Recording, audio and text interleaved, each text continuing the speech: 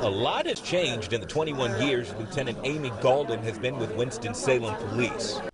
Just overall society has changed and the way we police has changed. She's heard some things about how people perceive law enforcement, even from her own family, that shocked her. I think people have, different perceptions based on what's in the media, what's, being taught to them by their families, and sharing that knowledge and having conversations about it is the only way to get it out in the open and to deal with it, confront it, and do it together. Much easier said than done. That's why the department brought in some experts to help every officer go from saying to doing.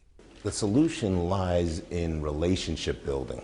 If we can get people to understand how to get to that place of harmony, connectedness, togetherness, to reconciliation, then all the other stuff handles itself. M. Quentin Williams is an attorney, former FBI agent and federal prosecutor.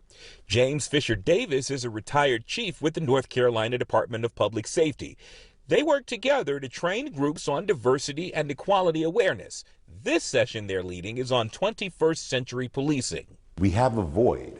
We have folks who have been pitted against each other, who are taking sides.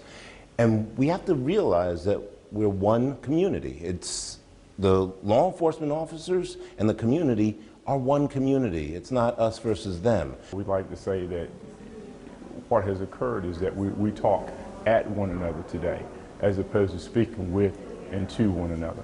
And that is really difficult when you're trying to establish relationships, and especially when you're trying to come together and you're trying to bridge gaps.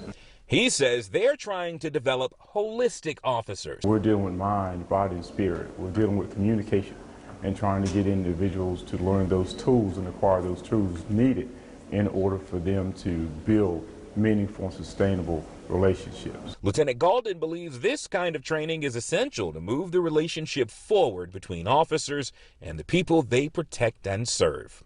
Being able to sit back and have, a cup of coffee with somebody or a biscuit, at the Bojangles, and just sitting down and, listening and understanding. And sometimes I think it's more important to listen than necessarily to speak, in my opinion. In black and white, Tracy Clemens, Fox 8 News.